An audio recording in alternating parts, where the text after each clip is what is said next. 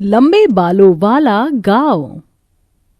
शुक्र है सीता मैया का, अजी मैंने सारी जमीन जोत दी है, तुम अब बीज लगा दो। सच में चंपा, तुमने इतनी जल्दी सारा खेत जोत दिया? लेकिन ये हल तो कितना भारी था, कंधे पर भी नहीं उठाया जाता है।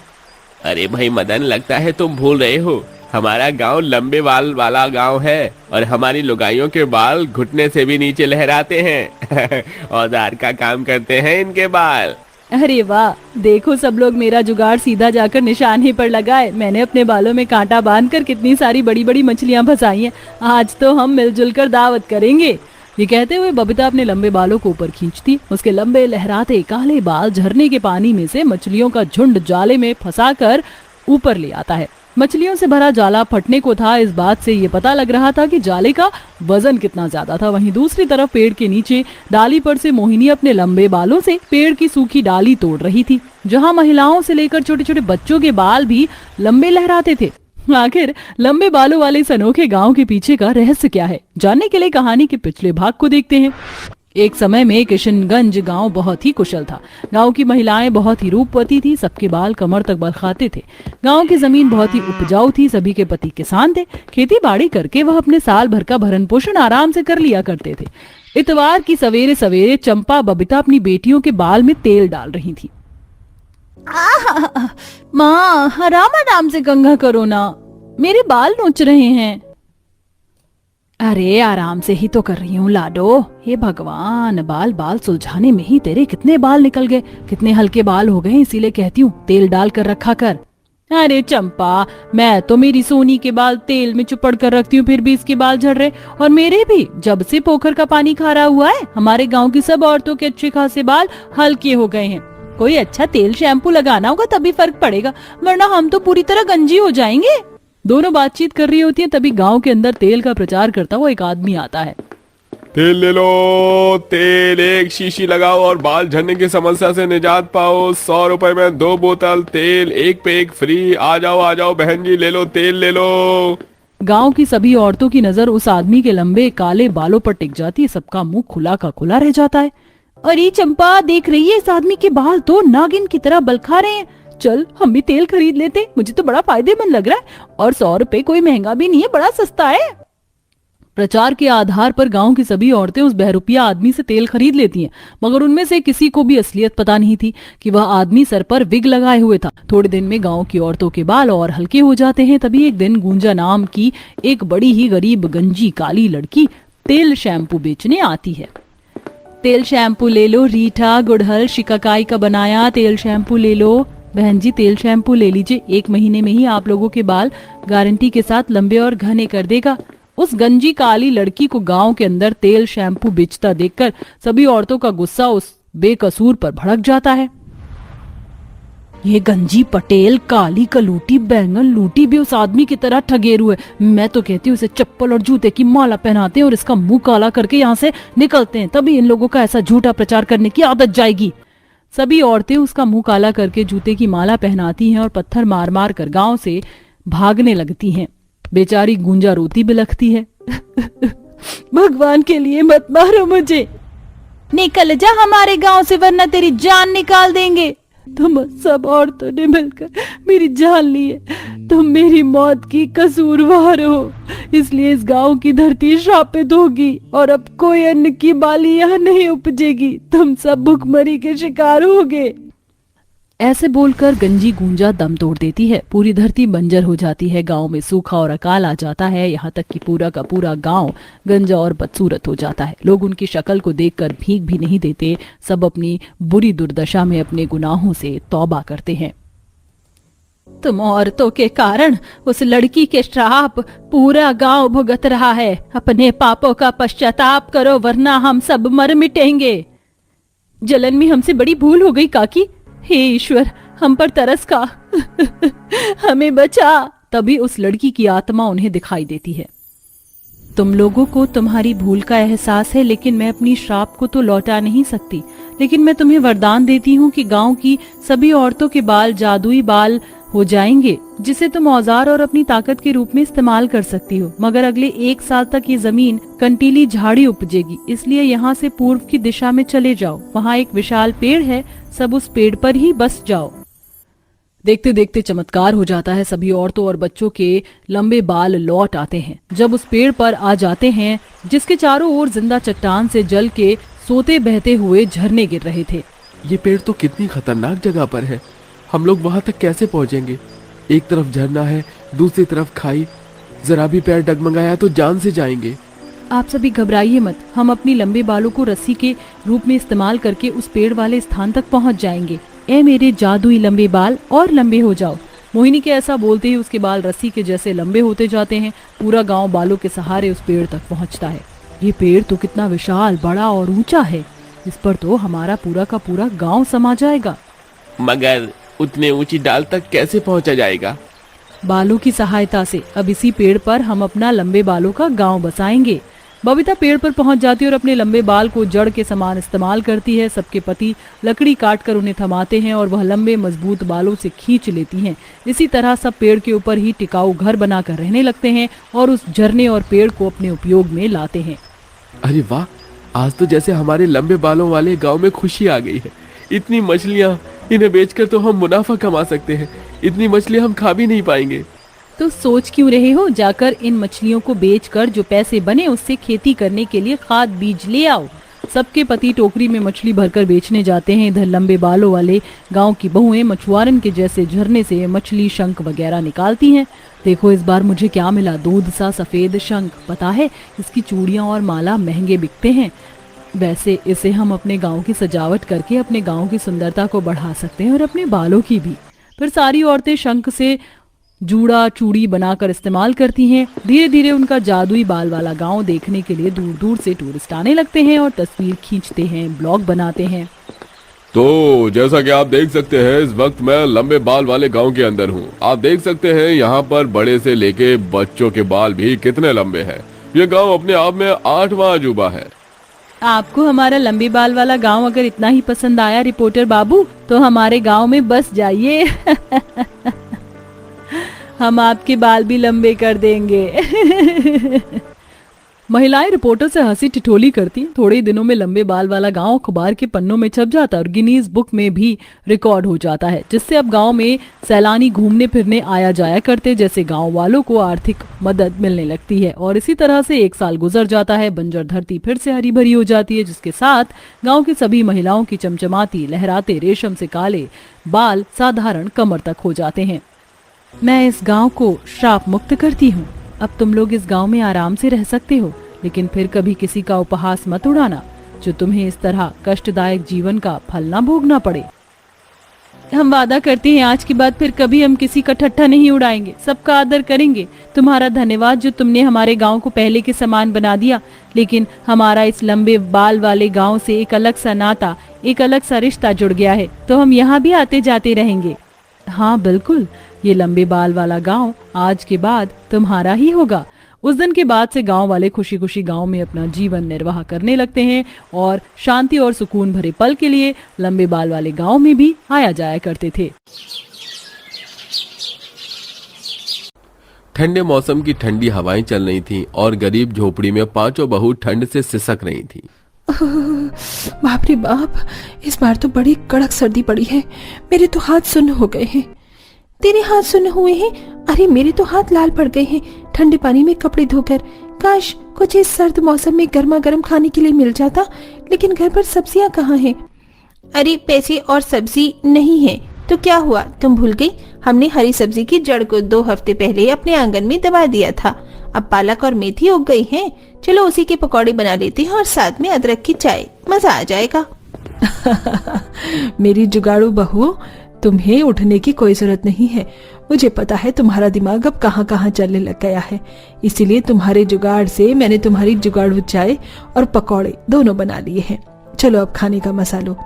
आहा, क्या पकौड़े की खुशबू आ रही है, मैं तो जल्दी से खाऊंगी। अरे अरे बहुओं, पकौड़े खाने के लिए मैं भी लाइन में लगा हूँ। लेकिन जुगाड़ से याद आया, आज सुबह मुझसे बाल्टी टूट गई थी। उसका जुगाड़ हो सकता है क्या? हमारे पास गिनती की 2 ही तो बाल्टी है। अरे पापा जी, आप पकौड़ों का मजा लीजिए। उस बाल्टी को ठीक करना तो हम 5 बहू के बाएं हाथ का खेल है। पांचों बहू अपने सास ससुर के साथ ठंड में गर्मा गर्म पकौड़े का मजा लेती हैं और फिर ससुर की टूटी प्लास्टिक की बाल्टी को एक खराब टूथब्रश को पिघलाकर उसी टूटी हुई जगह पर लगाती हैं जहां प्लास्टिक चिपक जाती है और बाल्टी ठीक हो जाती है। फिर मालिनी बाल्टी में पानी डालकर सास ससुर को दिखाती है। देखा, बाल्टी एकदम ठीक हो गई ना आपकी जुगाड़ू बहू से। वाह वाह बहू, तुम पांचों की जुगाड़ से तो घर में बहुत फायदा हो जाता है। भगवान सबको तुम जैसी बहुएं दे। पांचों बहुएं घर में हर किसी चीज का हल जुगाड़ से निकाल लिया करती थी।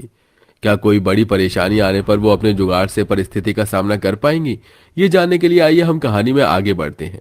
जहां पांचों बेटे पहाड़ी क्षेत्र में चट्टान तोड़ने और पत्थर उठाने का काम किया करते थे, लेकिन उनका काम इतना मंदा था कि घर वालों की 2 वक्त की रोटी भी पूरी नहीं हो पाती थी।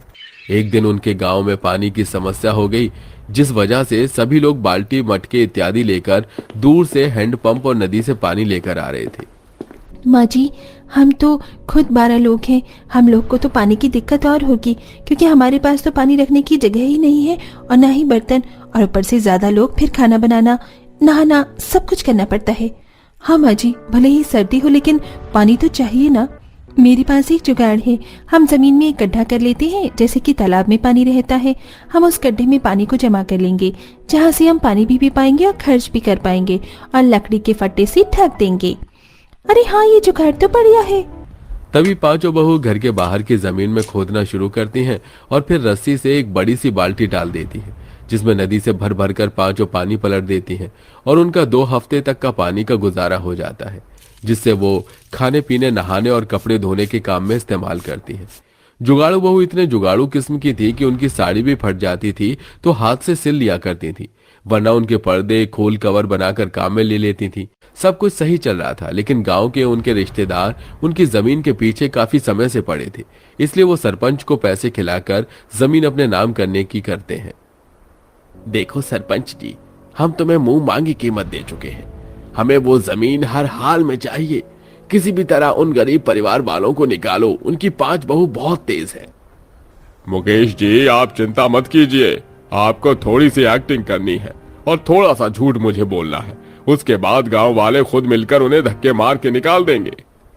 कुछ देर बाद सरपंच अपने आदमियों के साथ परिवार के घर पहुंच जाता है। आवाज लगाकर उन्हें बाहर बुला लेता है। अरे सरपंच जी, आप कहिए, क्या बात है? अरे बात तो ऐसी है ना अशोक जी, दूसरों की जमीन को हड़प कर आराम से जीना कोई आपसे सीखे, लेकिन इस जमीन के असली कागज और मालिक को मैं देख चुका हूँ और आप सभी को यह जमीन अभी के अभी खाली करनी होगी। ये मेरा फैसला है और अगर आप इसे नहीं मानते तो गांव वाले आप सबको मिलकर धक्के मार के बाहर निकाल देंगे। सरपंच जी, आप ये कैसी बात कर रहे हैं? हम तो अपनी जमीन पर बरसों से रह रहे हैं। किसी और की जमीन कैसे हो सकती है जब कागज ही हमारे पास है? हाँ सरपंच जी, हमारी ही जमीन है।